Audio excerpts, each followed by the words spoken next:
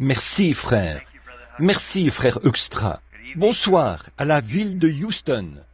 Je considère vraiment que c'est un grand privilège pour moi d'être de nouveau ici ce soir, à Houston. Il y a bien des années que je n'ai pas eu le privilège d'être ici. Et j'étais assis ici. J'ai écouté chacun de ces orateurs ce soir. Et l'autre jour, alors que j'avais fait des préparatifs pour quelque chose d'autre ailleurs, et je savais que ces enfants risquaient la mort, je me suis dit, s'il arrivait quelque chose à ces enfants, je ne me le pardonnerai jamais de ne pas être venu ici pour donner mon opinion et faire tout ce que je peux pour aider cette mère et ce père, de ces enfants, et de faire tout ce que je peux pour que leur vie soit épargnée.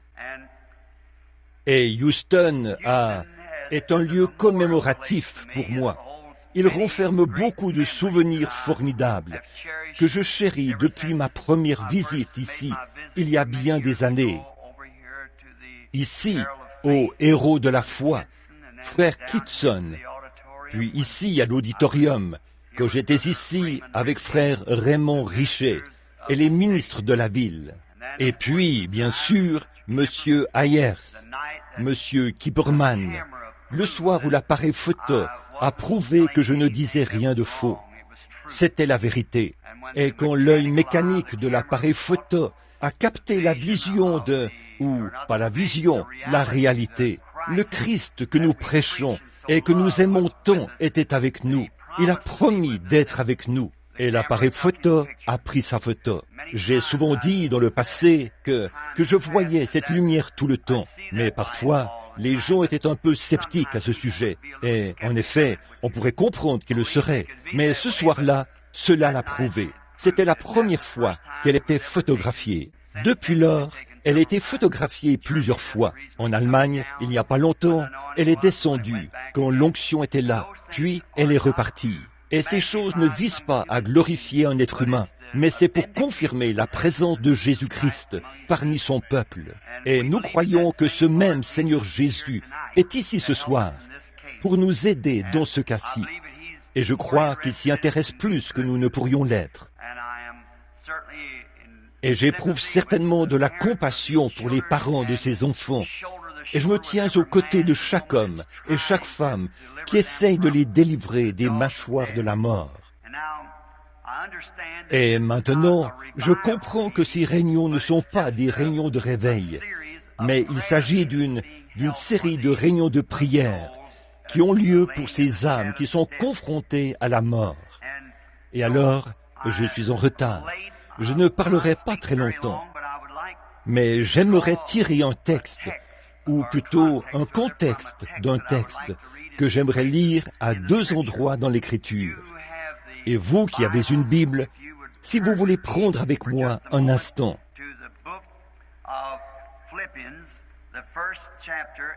L'Épître aux Philippiens, au chapitre 1, et le verset 20 du chapitre 1 de Philippiens. Selon mes fermes attentes et mon espérance que je n'aurai honte de rien. Mais maintenant, comme toujours, Christ sera glorifié dans mon corps avec une pleine assurance, soit ma vie, soit ma mort.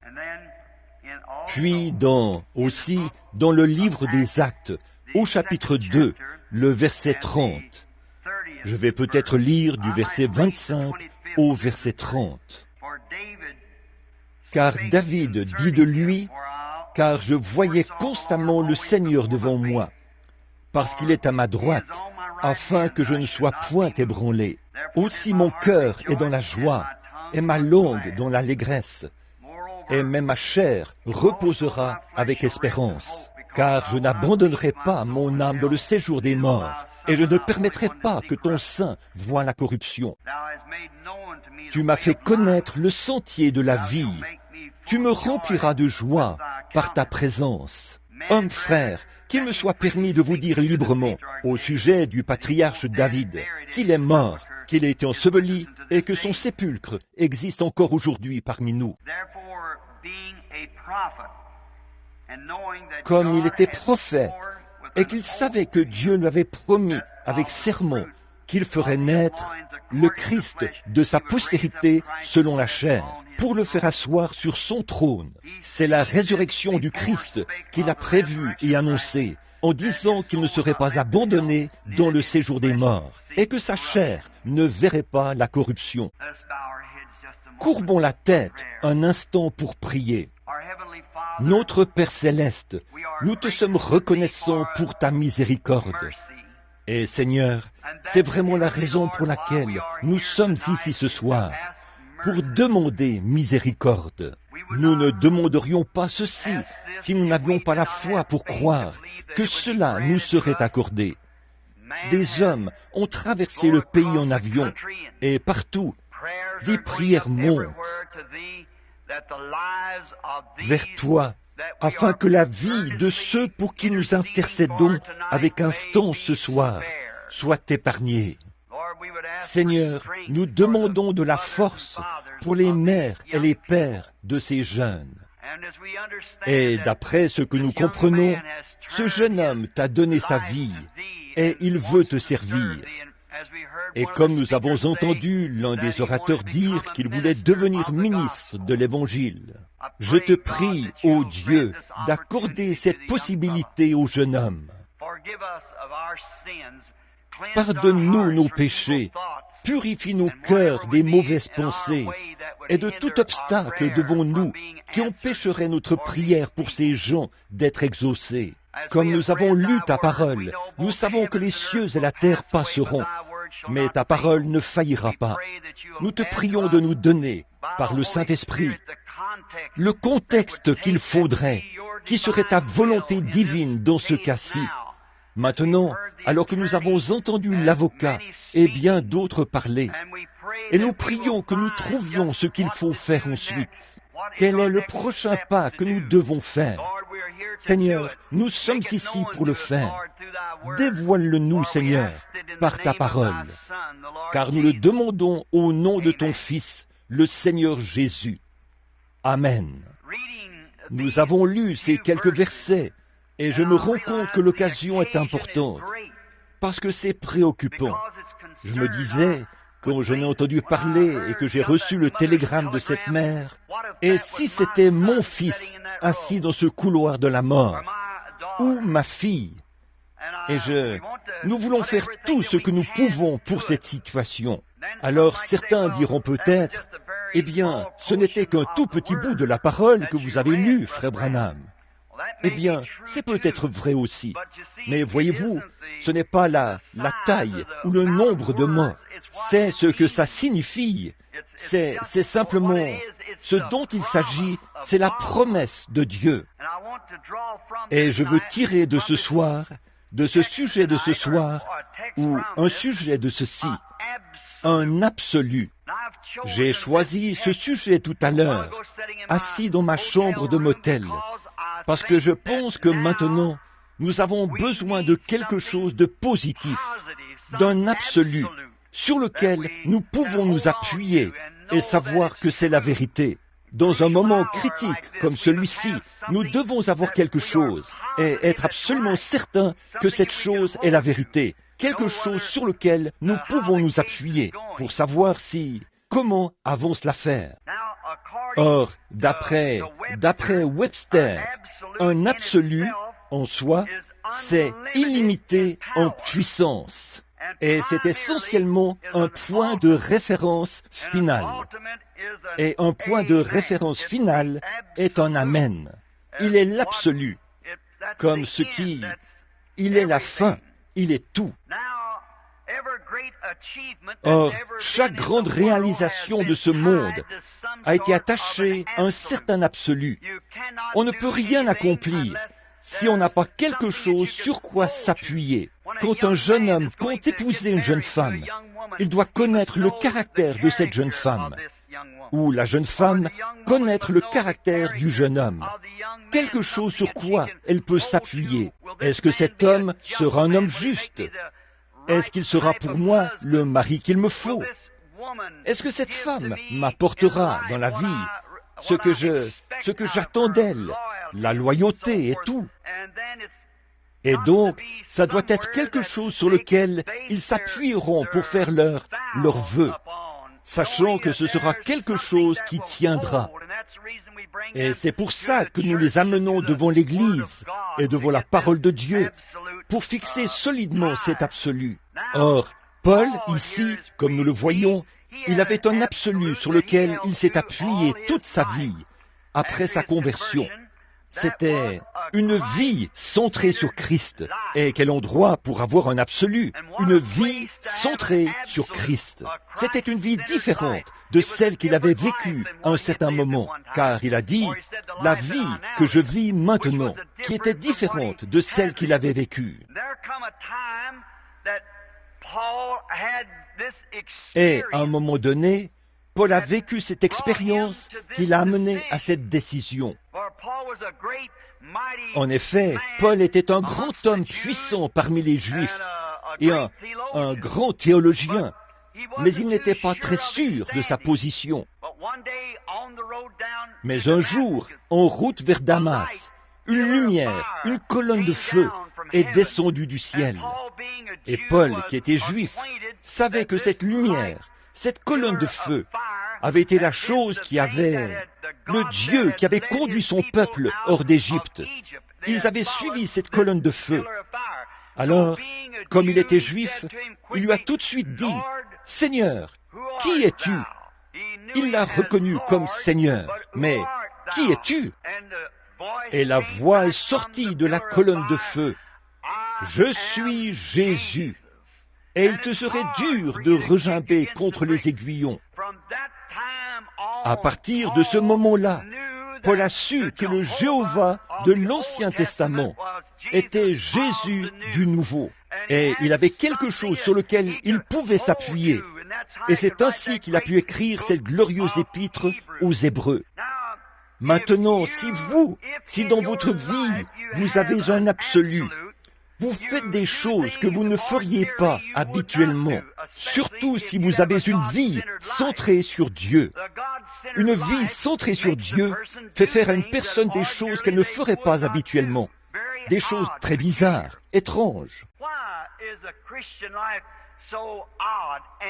Pourquoi la vie d'un chrétien est-elle si bizarre et étrange ? C'est parce qu'il regarde à la parole de Dieu, qui est presque étrangère au monde aujourd'hui. Bon, nous avons des églises, et nous avons des organisations, et nous avons de la religion. Oh, beaucoup de ces choses, partout dans le monde. Au cours des 7 fois où j'ai fait le tour du monde, depuis que j'étais ici avec vous à Houston, j'ai acquis beaucoup de connaissances sur les dieux et les religions de ce monde. Mais ce n'est pas de cela que je parle. Je parle d'un absolu rattaché à Christ. Alors, ça fait de vous une personne bizarre. Vous faites des choses bizarres. Votre pensée est complètement différente de la pensée que vous aviez auparavant, parce que vous avez trouvé quelque chose, que vous avez ancré votre foi en quelqu'un qui a créé les cieux et la terre, que sa parole elle-même est créatrice, un Dieu qui a créé le monde par la parole, et il n'y a rien qui soit trop difficile pour lui. Donc, ça fait de vous quelqu'un qui peut lui-même créer, parce que vous prenez ses paroles, et une parole est une pensée exprimée. Or, Paul en était arrivé là, au point où il n'avait pas du tout une expérience théologique, mais il avait eu un témoignage personnel. Il avait rencontré Dieu, et il savait qu'il avait été appelé par Dieu, et personne n'avait besoin de lui dire quoi que ce soit à ce sujet.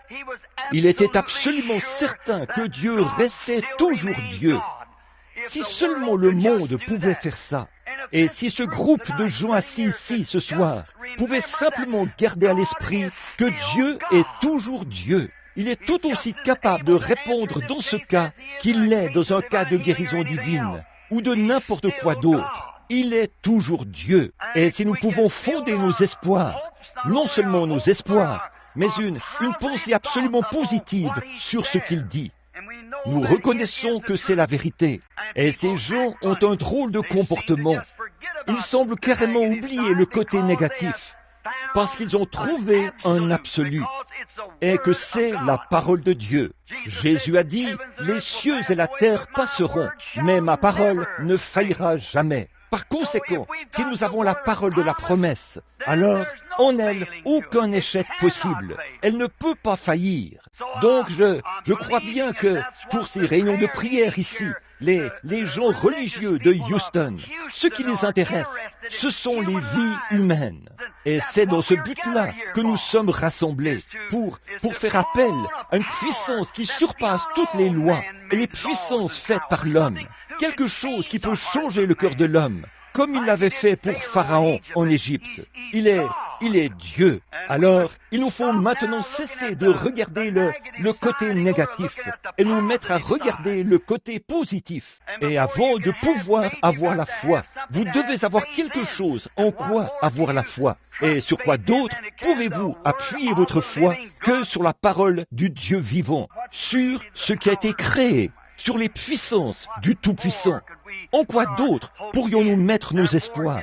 Par conséquent, cela vous donne une apparence différente, un comportement différent. Vous vous attendez à ce que Dieu accomplisse sa promesse. Et quand des difficultés surgissent, comme celles que nous avons maintenant, c'est une ancre. C'est quelque chose qui vous tient, quelque chose auquel vous êtes attaché. C'est une promesse à laquelle nous avons été attachés. C'est la parole de Dieu.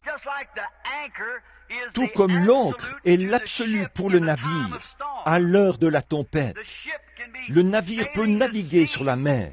L'encre est à l'avant. Elle est suspendue là. Vous qui êtes ici à Houston, si près de la mer, vous voyez arriver les bateaux. Et pourquoi porter l'énorme supplément de poids de cette grande ancre puissante? Mais voyez-vous, quand les tempêtes arrivent, les tempêtes déchaînées qui soulèvent la mer et qui pourraient jeter le navire sur la rive quelque part et l'écraser ou le renverser dans les eaux peu profondes, il s'avance dans l'eau profonde et il fait descendre cette grande ancre énorme qui est faite de telle manière qu'au fond de la mer, elle traînera jusqu'à ce qu'elle s'accroche au sommet d'une montagne invisible. Alors, que ces tempêtes se déchaînent si elles le veulent. Le navire a un absolu. L'ancre est accrochée quelque part là-bas, mais elle est fixée solidement. Et le navire, alors que les vagues se dressent autour du navire, il a un absolu, parce qu'il est attaché. Et c'est ainsi qu'est l'homme quand il est attaché à Christ et à sa parole, et qu'il la croit. Il y a là un absolu, quelque chose qui le retient. Un absolu, c'est comme l'étoile polaire. Quand vous êtes perdu, quand vous êtes perdu, que vous ne savez pas quelle direction prendre et que vous voulez retrouver votre chemin, l'étoile polaire est un absolu. Bon, il y a d'autres étoiles, mais elles tournent avec le monde, alors que le monde tourne autour d'elle. Il tourne et s'éloigne d'elle.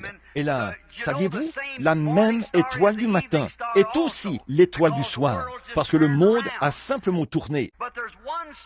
Mais il y a une étoile qui ne bouge pas, et elle est directement au centre par rapport à la Terre. Et donc là, c'est une étoile sûre. Si vous connaissez l'étoile polaire, vous pouvez toujours retrouver votre chemin. Mais, oh là, quand un homme est perdu et qu'il ne sait pas quelle direction prendre, maintenant, je connais une étoile. Oh, c'est plus qu'une étoile polaire. Et d'être attaché et de voir sa présence, peu importe combien on est perdu, où on se trouve, on peut retrouver son chemin par sa conduite. C'est sa parole. C'est le chemin à suivre pour se sortir de toutes les difficultés. C'est le chemin qui mène à la paix. C'est le chemin qui mène au succès. C'est le chemin qui mène à la vie en soi. C'est de suivre cette étoile, le Seigneur Jésus. Et maintenant, si vous êtes attaché à cette étoile, le Saint-Esprit est la boussole qui n'indiquera que l'étoile.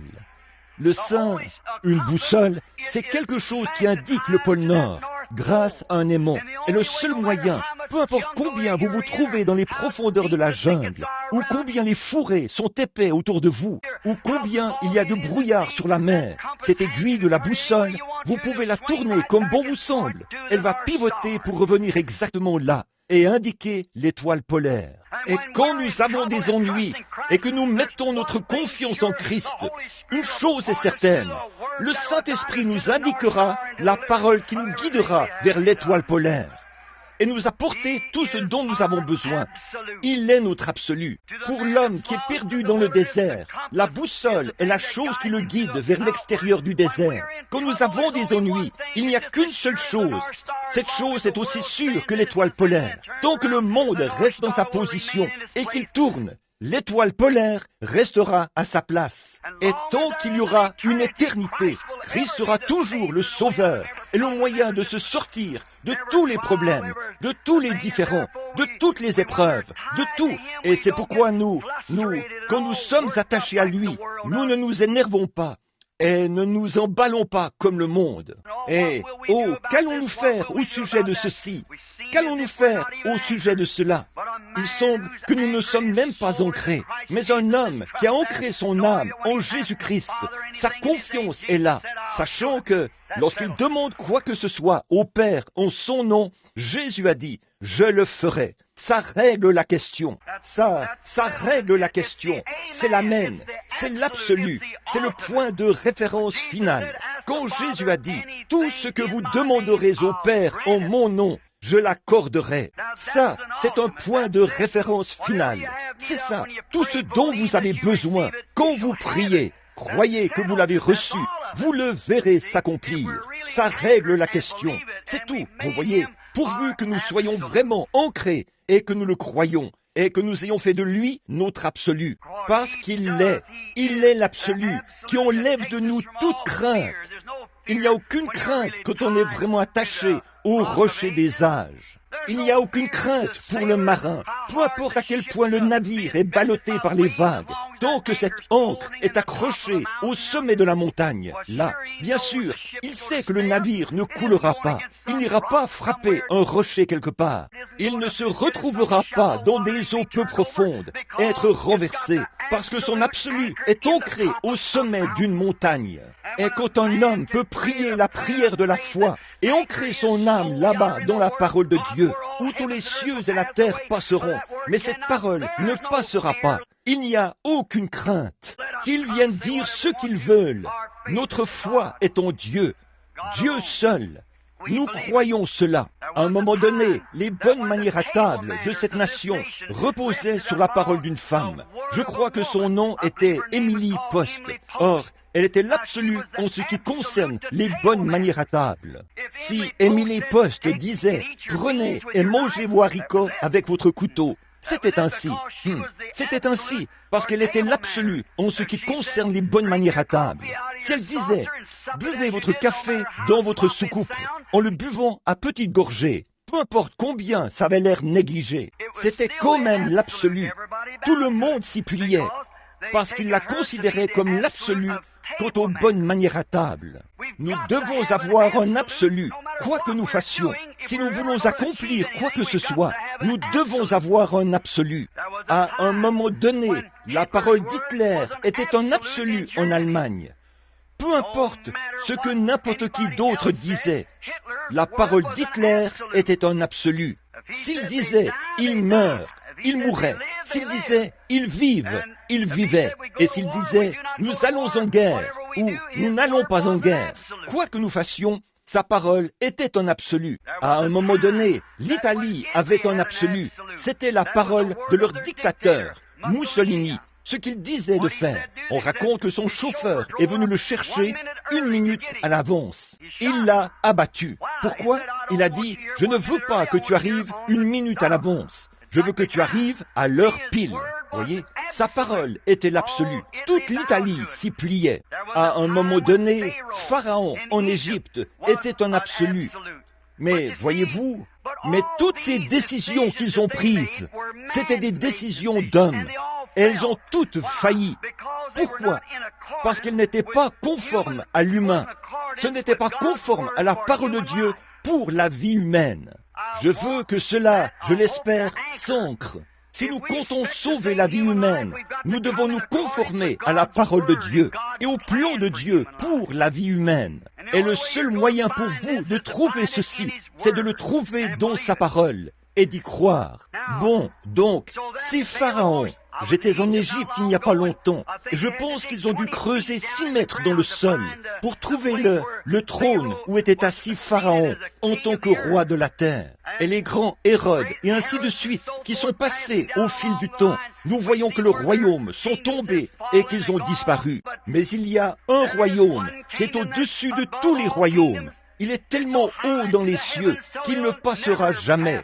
Et il y a un roi qui se tient là. Quand il prend une décision sur quoi que ce soit, et que nous croyons cette décision-là, c'est un absolu. Il en sera ainsi, quoi que n'importe qui d'autre en dise. C'est toujours le cas. Maintenant, notre Cour suprême, c'est un absolu, la fin de tous les procès. Maintenant, il nous faut avoir cela. Parfois, il se peut que nous ne soyons pas d'accord avec sa décision. Par exemple, on n'était pas d'accord avec Hitler et ainsi de suite. Mais pourtant, nous devons avoir cet absolu. Et l'absolu de la nation et des procès, c'est la Cour suprême. Nos tribunaux locaux peuvent juger n'importe quoi et prononcer ceci, mais la Cour suprême règne sur tout. Nous devons avoir cela. En tant que nation, nous devons avoir sa décision, parce qu'une nation est liée à cet absolu qu'est la Cour suprême. Très bien. Tout doit avoir un absolu. Saviez-vous que même lors d'un banal match de baseball, il faut qu'il y ait un absolu? Oui, quel est l'absolu à un match de baseball? Un arbitre. Qu'en serait-il s'il n'y avait pas d'arbitre? Vous voyez, un arbitre. Peu importe où vous vous tenez, quelle que soit la position de laquelle vous regardez, et vous dites, c'était une balle. Et lui, il dit, c'était une prise. Eh bien, voilà ce que c'était. C'était une prise. Pourquoi? Parce que sa parole, peu importe ce qu'on dit dans les gradins, ce que quelqu'un d'autre dit, c'est une prise, parce qu'il a déclaré que c'était une prise. Et il est l'arbitre. Eh bien, qu'en serait-il s'il n'y avait pas d'arbitre? Il y aurait tellement d'histoires, et ce serait le chaos total, tellement qu'on ne pourrait pas jouer le match de baseball. Par conséquent, il faut avoir un absolu pour jouer un match de baseball. Il doit en être ainsi. Eh bien, il faut qu'il y ait un absolu, un feu de circulation. Un feu de circulation est un absolu, plutôt, pour la circulation. Qu'en serait-il s'il n'y avait pas de feu de circulation? Ou qu'en serait-il si le feu de circulation ne fonctionnait pas et que vous descendiez la rue à toute vitesse? Et un homme arriverait de ce côté-ci et il dirait, « Bon, j'étais ici le premier, il faut que je traverse. » L'autre dirait, « Je suis en retard au travail. Parlez-moi d'un embouteillage. » Vous en auriez un, c'est certain. Mais vous voyez, c'est le feu de circulation qui règle la question. C'est l'absolu. Si le feu est vert, allez-y. S'il est rouge, arrêtez-vous. S'il n'y avait pas de feu de circulation, alors nous aurions des embouteillages. Et c'est là le problème de la foi chrétienne aujourd'hui. Nous avons trop d'embouteillages. Chacun fait son propre absolu, alors que nous avons un seul absolu, et c'est la parole du Dieu vivant. Ça règle la question pour toujours. Peu importe ce que n'importe qui d'autre dit. C'en est presque au même point qu'au temps des juges. Chacun a son propre absolu. Mais tout cela faillit, comme les pharaons et ainsi de suite. Mais l'absolu de Dieu, c'est sa parole. Il l'a donnée, et les cieux et la terre passeront, mais elle ne passera jamais. J'aime ça. Maintenant, nous n'avons pas beaucoup de temps. Alors prenons quelques instants pour parler de quelques personnes qui ont été dans une situation critique et des moments où la mort était proche, comme la situation devant laquelle nous nous trouvons ici ce soir. Et ils ont pris un absolu. Ayons un entretien avec quelques-uns d'entre eux. Reprenons une vieille histoire que nous connaissons tous, à l'époque où le péché abondait dans le monde, au point que Dieu en avait assez, et le monde allait être détruit. Et Dieu a donné un absolu à Noé. C'était sa parole. Et peu importe, cet absolu, c'était pour le salut des gens. Noé savait que le monde allait mourir. Et Dieu lui a donné l'absolu, et c'était sa parole, là, pour sauver son peuple de la mort. Maintenant, quel était l'absolu pour sauver les gens de la mort à l'époque de Noé? C'était la parole de Dieu. C'était l'absolu, peu importe ce que n'importe qui d'autre disait, ce que la science disait. Il n'y a pas de pluie là-haut. Nous pouvons atteindre la Lune avec nos instruments. Il n'y a pas de pluie là-bas. Comment pourrait-il y avoir de la pluie qui tombe? Si Dieu a dit qu'il tomberait de la pluie, Dieu peut mettre de la pluie dans les cieux, s'il l'a dit.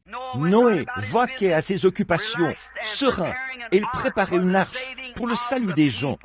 En effet, il y avait un absolu qui avait été donné aux gens. Ils seraient sauvés s'ils suivaient la voie pourvue par Dieu. C'est absolu.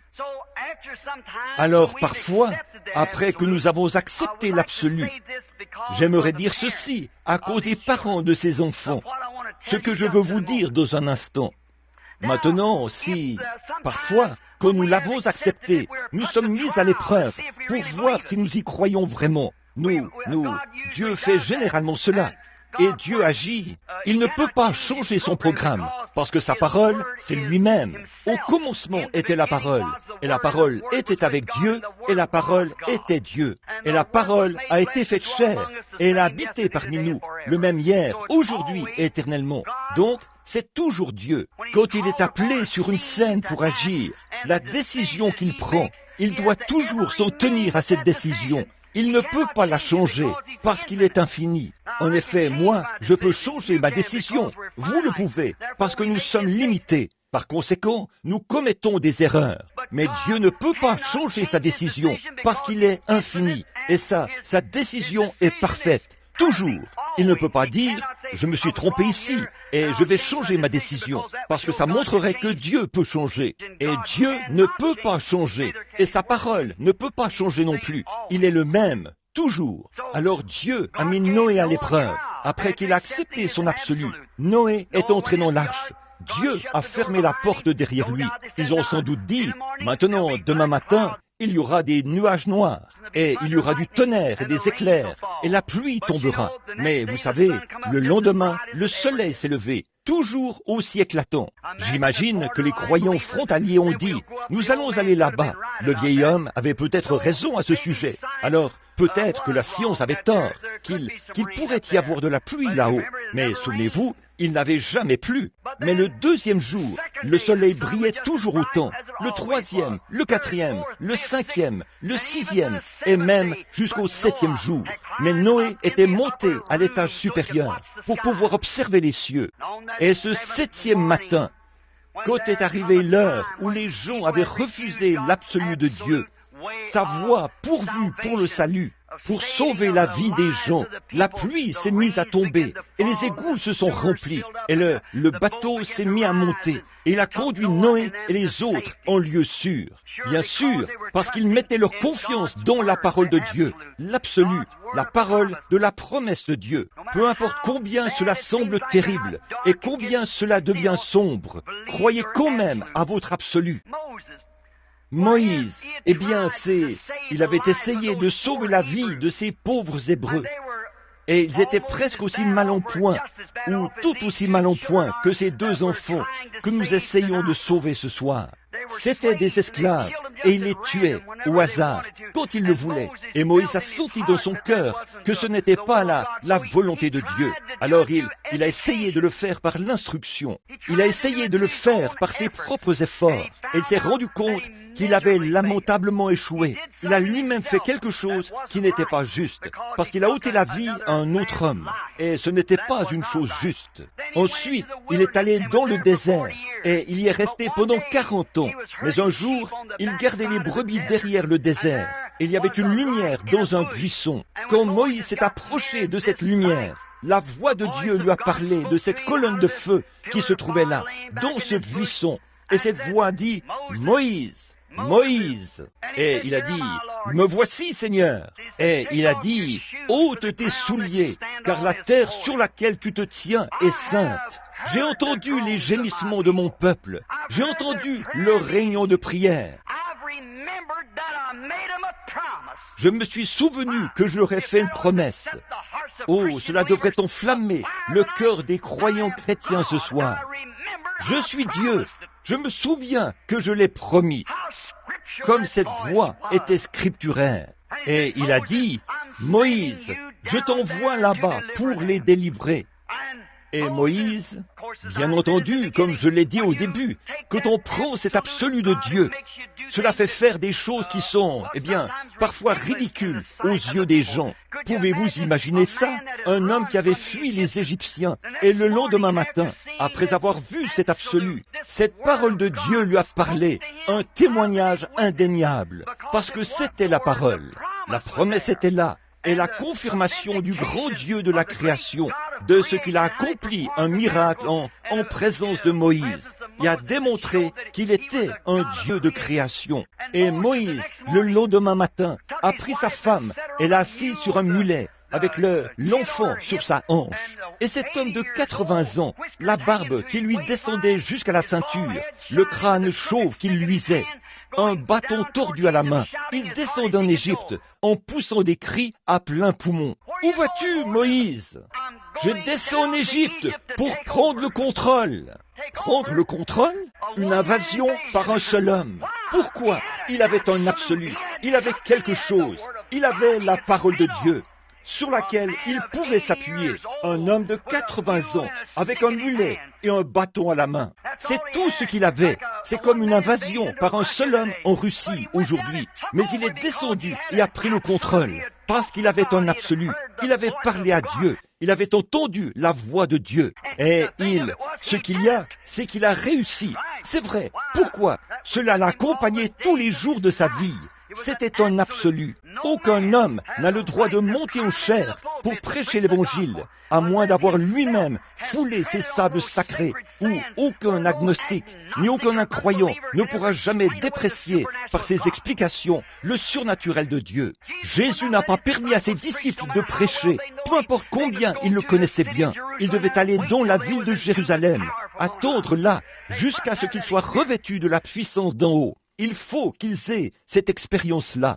Moïse, sachant qu'il était prophète, savait qu'il avait été suscité dans ce but, mais sans ce contact personnel, cet absolu, quelque chose qui lui prouvait que lorsqu'il descendrait là-bas, il allait obtenir la délivrance de ces gens. Il n'a plus jamais été le même.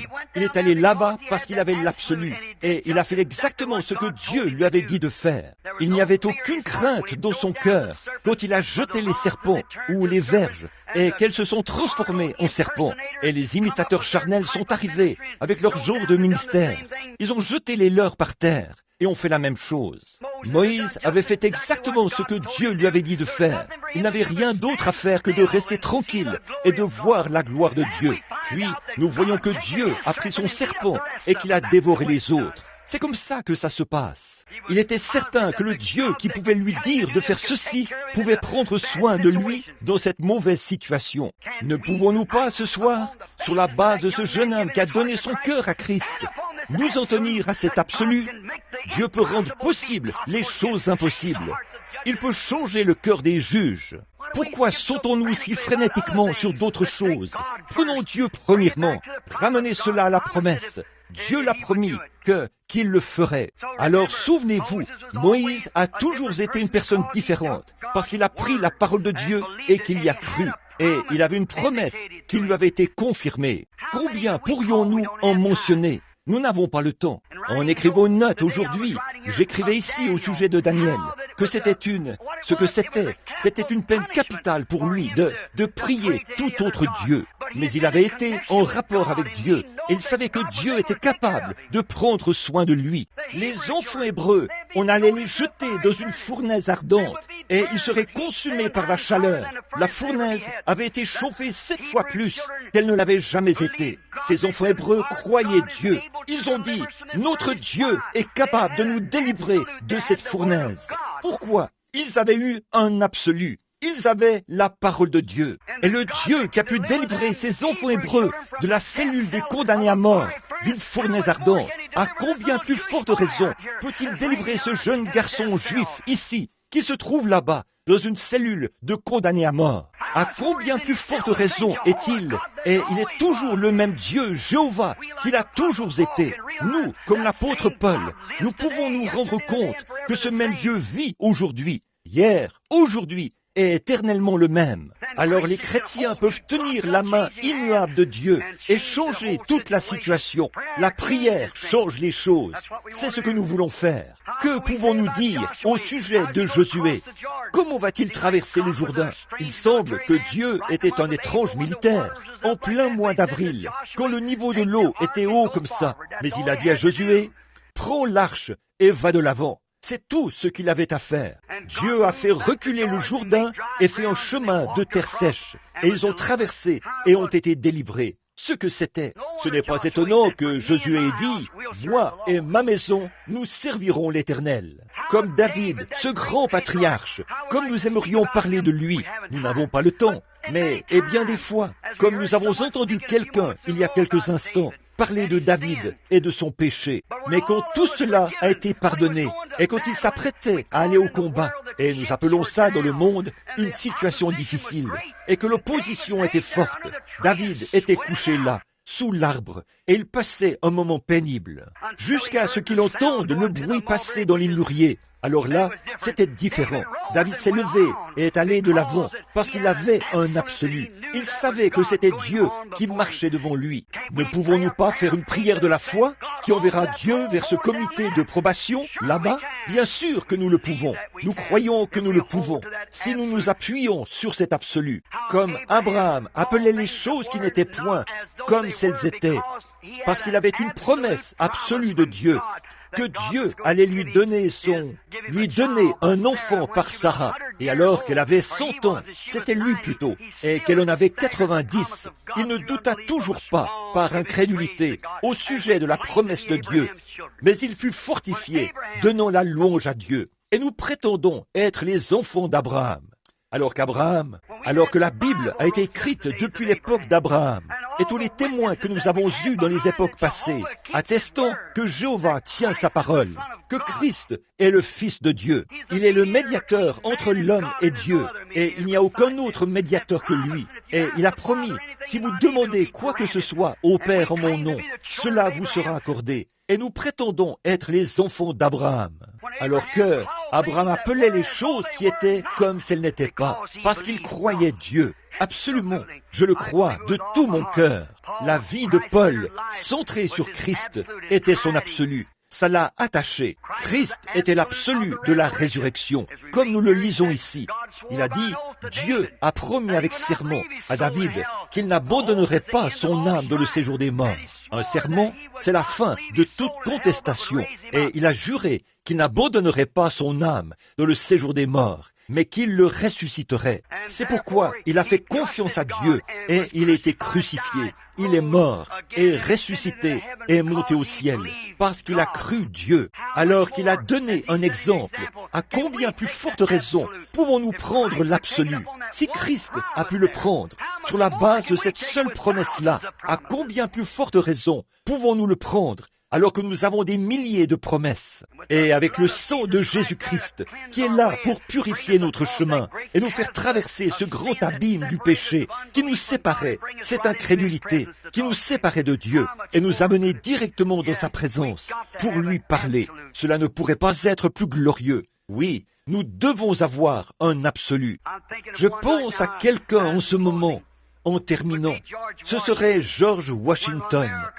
Quand l'Amérique était jeune et que nous luttions pour la vie de cette grande nation que nous avons, George Washington était un chrétien, il était un croyant. Et là-bas, à Valley Forge, on m'a dit que les soldats américains qu'environ le tiers d'entre eux avaient des chaussures aux pieds. Et l'hiver était froid, il faisait bien au-dessous de zéro. La rivière était gelée et débordait. Les Britanniques étaient de l'autre côté. Et la vie de cette petite nation était en jeu. Qu'est-ce qu'il a fait? Il était un chrétien. Il est sorti pendant la nuit et s'est agenouillé dans la neige. Et il a prié, si bien qu'il était trempé jusqu'à la ceinture à cause de la neige. Il est resté là et a prié jusqu'à ce qu'il ait obtenu l'absolu, la réponse de Dieu, que Dieu allait lui donner la victoire. Et le lendemain, Valley Forge n'était plus un problème pour lui. Il a traversé le Delaware. Il s'est frayé un chemin à travers la glace, avec des soldats à moitié vêtus, transi de froid, les pieds nus sur le sol, dans la neige. Et il l'a prise, alors que 3 balles de carabine ont traversé son manteau. Pourquoi? Il avait confiance en l'absolu d'une prière exaucée. Amen. L'histoire même de notre nation est fondée sur une telle chose. Qu'est-ce qui se passe avec les gens aujourd'hui qui prétendent être chrétiens? Pourquoi sommes-nous troublés en une heure comme celle-ci? Ne soyons pas troublés, soyons des soldats. Oui, monsieur, il a prié jusqu'à ce qu'il obtienne cette réponse. Après ça, aucune rivière couverte de nuages, ni des soldats aux pieds nus, quelles que soient les circonstances, il pouvait la prendre, parce que Dieu l'avait dit. Une balle tirée d'une carabine ennemie ne pouvait même pas le tuer.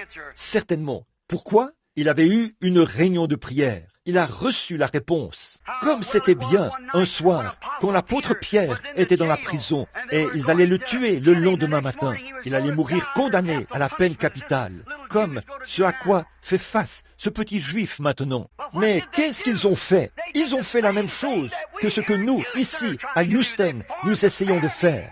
Ils ont organisé une réunion de prière dans la maison de Jean-Marc. Pendant qu'ils priaient, l'ange du Seigneur est allé à la prison, a ouvert les barreaux de la prison et a ouvert les portes. Et en plus de tout cela, il a conduit Pierre à l'extérieur et ce dernier s'est rendu directement à la réunion de prière. Je crois que ce même Dieu est vivant ce soir. S'il n'est pas le même Dieu, alors il y a quelque chose qui cloche, certainement. Comment cela s'est-il produit? Par une réunion de prière, par des chrétiens fidèles qui croyaient, et qui croyaient que Dieu délivrerait leurs frères de la peine capitale. C'étaient des chrétiens qui sont restés toute la nuit et se sont prosternés, face contre terre, et ils ont réclamé ces choses à grands cris et ont prié. Comme j'ai entendu l'un des prédicateurs tout à l'heure dire qu'il allait réclamer ces choses à grands cris toute la nuit. Le problème aujourd'hui, c'est que les gens laissent tomber. Ils deviennent fatigués, ils ont sommeil. Ils ne peuvent même pas rester assis pendant un service de 10 minutes à peine. Eh bien, il y a quelque chose qui ne va pas. Si vous aimez Dieu, eh bien, nous devrions être à l'œuvre. Ce devrait être nos espoirs, nos désirs. Ça devrait l'être. Tout ce qui est en nous devrait être dans l'amour de Christ. Amen. Nous restons là, tellement paresseux. Nous restons là, tellement indifférents, alors que le monde se meurt sous nos pieds. C'est vrai, des hommes, leur vie s'éteint sans Dieu, et nous restons là, tellement indifférents à ce sujet. Tant que nous appartenons à l'Église, c'est tout ce qui fera la différence, selon nous. Je parlais de la venue de Christ il y a quelques semaines, dans une certaine église. Et après, quelqu'un est venu me voir à l'arrière de l'église, et il a dit, « Frère Branham, vous faites complètement paniquer les gens. » J'ai dit, « Pourquoi est-ce que je ferais ça ?» Il a dit, « Eh bien, vous parlez de la venue de Christ. Je ne veux pas entendre de telles choses. J'ai ici un petit garçon que je dois élever. J'ai une fille à l'école. » Oh, j'ai dit, la venue de Christ est la chose la plus glorieuse à laquelle je puisse penser. Certainement. Voyez, la Bible dit, tous ceux qui aiment son avènement. Oh, que vienne un jour où ce vieux corps mortel revêtira l'immortalité et cette maison de pestiférés dans laquelle je vis sera changée en un instant, en un clin d'œil. Et un corps semblable à son corps glorieux. Cela devrait être le désir du cœur de l'Église. Chaque homme et chaque femme devrait être en feu, prêcher dans les rues et partout ailleurs, pour essayer d'amener des âmes au salut. Certainement. Je me demande si nous nous sommes vraiment attachés à cet absolu auquel nous prétendons être attachés. Regardons-nous la bonne étoile du matin. Si nous nous confions seulement dans notre Église et dans notre dénomination, dans notre affiliation, alors que le monde change, il change avec ces choses, il tourne sans cesse. Mais il y a une étoile qui ne change jamais. Il y a une chose qui ne peut jamais changer, c'est Dieu. Dieu ne peut pas changer. Sa parole ne peut pas changer. Sa Bible ne peut pas changer. Et si un homme est né de l'Esprit de Dieu, avec Christ en lui, il ponctue chaque promesse d'un Amen. C'est vrai, certainement. Oh, bien sûr, une réunion de prière, c'est ce dont nous avons besoin. Nous devons être chrétiens. Tous les chrétiens doivent utiliser ce même absolu, la parole de Dieu. La parole de Dieu est l'encre du chrétien. Jésus a dit dans sa parole, « Si vous demeurez en moi et que mes paroles demeurent en vous, alors vous pouvez demander ce que vous voudrez et cela vous sera accordé. » Pensez-y, qu'est-ce que vous voudriez de plus que c'est absolu. En quoi pourriez-vous avoir plus confiance qu'en quelque chose comme ça? Si vous demeurez en moi, que mes paroles demeurent en vous, alors demandez ce que vous voudrez. Demandez à Dieu d'agir en touchant le cœur de ce juge ou de ce comité de probation et de faire sortir ce jeune homme de cette cellule de condamnés à mort. Si nous le demandons avec foi, en croyant, dans ces réunions de prière, nous l'obtiendrons. C'est comme ça que je crois à Dieu. Et la foi que j'ai en Dieu, c'est pour ça que je suis ici ce soir. C'est pour ça que j'ai annulé quelque chose d'autre et que je suis venu ici.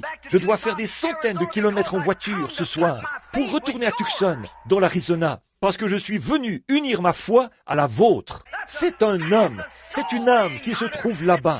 C'est quelqu'un qui est dans le besoin. Et nous, les chrétiens, nous devons prendre conscience d'une réalité, de la vraie foi authentique. Attachez cela à la parole de Dieu et plaidez pour cette promesse. Oui, monsieur, oh là là, si vous demeurez en moi et que ma parole demeure en vous, demandez ce que vous voudrez. Et aussi, si le peuple qui est appelé de mon nom se rassemble et prie, alors je l'exaucerai des cieux. La réunion de prière, c'est ça. Je crois dans le fait de parler à des avocats et parler à des hommes de loi ou à des juges ou à des comités de probation ou quoi encore. C'est très bien, mais frères, si votre espérance n'est pas attachée à autre chose qu'aux hommes charnels de l'esprit, ou l'esprit des hommes plutôt, vous serez certainement très déçus. Mais si vous pouvez attacher votre foi à un point tel que vous savez et que vous restez là et que vous priez jusqu'à ce que Dieu réponde, et vous savez que vous avez obtenu cela dans votre cœur, quelque chose va se passer. J'ai vu des morts ressusciter du salon mortuaire. J'ai vu les yeux des aveugles s'ouvrir, les oreilles des sourds s'ouvrir. J'ai vu des cas accablés par le cancer, souffrant de sarcome, de cancer, de lèpre, être guéris par la puissance du Dieu Tout-Puissant. En effet, ils avaient la foi pour croire que ce Dieu qui avait fait la promesse serait capable de tenir sa promesse. C'est la foi réelle, authentique, comme celle d'Abraham. Attachez-vous à ça, restez là et priez.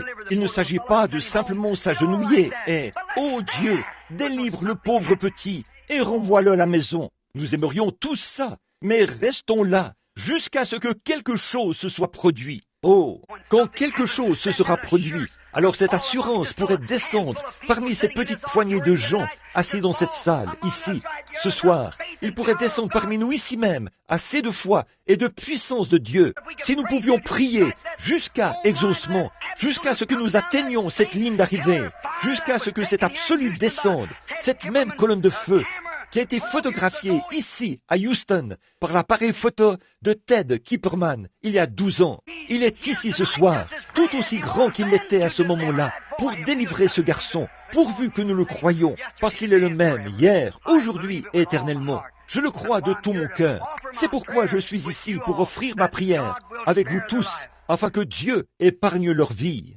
Alors, si vous pouviez prier jusqu'à exaucement, jusqu'à ce que vous receviez une réponse, que vous receviez l'assurance, comme Washington l'avait, comme Jean-Marc l'avait, comme Daniel l'avait, comme Moïse l'avait, jusqu'à ce que vous ayez un absolu, quelque chose auquel vous savez que vous pouvez vous ancrer. Alors, sur cet absolu, je bâtirai mon église. Et tous les tribunaux du pays ne peuvent pas s'y opposer. C'est vrai. Sur cela, le Dieu même qui a pu prendre un petit juif au nez crochu comme Paul, en colère, et qui s'en allait là-bas pour faire mourir tous les chrétiens en les condamnant à la peine capitale, et qu'il a pu le changer et faire de lui un chrétien aimable. Ce même Dieu vit ce soir. Il peut changer la loi en grâce chaque fois qu'il a l'idée de le faire. Alléluia! Vous allez me traiter d'exalté de toute façon. Alors, je suis aussi bien d'aller de l'avant avec ceci maintenant. Je crois ce Dieu-là. Amen. Oui, monsieur. Ensuite, Marc 11, 22. Quand vous avez prié jusqu'à exaucement, il a dit, en vérité, je vous le dis, ayez foi en Dieu. Je vous le dis, si vous dites à cette montagne, ôte-toi de là, quand vous obtenez cet absolu, quand vous êtes loin de cet esprit, qui est au-delà de tout contrôle scientifique, tout là-bas, avant qu'il y ait un atome ou une molécule, celui qui a tout créé par la parole, quand votre âme est ancrée à cela, rien ne peut l'arrêter. C'est vrai, dites à cette montagne, ôte-toi de là, et ne doutez pas dans votre cœur, mais croyez que ce que vous avez dit arrivera. vous le verrez s'accomplir. Si ce n'est pas là un absolu sur lequel s'appuyer, certainement, ça l'est. C'est vrai, un absolu. Or, la nation a l'absolu. Votre vie de famille a un absolu. Partout, si on veut accomplir quoi que ce soit, il faut qu'il y ait un absolu. Nous apprécions cet avocat. Nous apprécions, tous les autres hommes. Cet excellent aumônier, ici, de la Californie. Et quel merveilleux message. Et notre frère, qui a essayé de récolter l'argent et tout, pour essayer d'aider cette pauvre femme. Et ses enfants, pour les délivrer. C'est très bien, nous apprécions ça, et je suis pour ça. Mais il y a une chose au-delà de cela, mes amis. Alors que nous terminons cette réunion ce soir, nous devons attacher cela à un absolu, une réunion de prière devant Dieu, qui on verra la délivrance par le même Dieu Jéhovah. Il est tout autant Dieu ce soir qu'il l'était alors. Alléluia. Le croyez-vous? Alors, levons-nous et ce soir, faisons une réunion de prière ici, jusqu'à ce qu'un absolu se produise. Levons les mains devant Dieu, priez jusqu'à ce que vous fassiez mouche, jusqu'à ce qu'un absolu descende dans votre cœur. Seigneur Dieu, envoie ton Saint-Esprit là-bas, et envoie et libère ces enfants là-bas, Seigneur. Ils se trouvent là-bas, dans les régions des ombres de la mort. Quelque chose est sur le point d'arriver, Seigneur. Et nous prions que le feu s'allumera par ces réunions de prière. Je te crois, Seigneur. Je l'accepte et je crois que tu délivreras ces enfants. Accorde-le, Dieu Tout-Puissant. Nous, ton Église, nous le demandons par Jésus-Christ. Amen.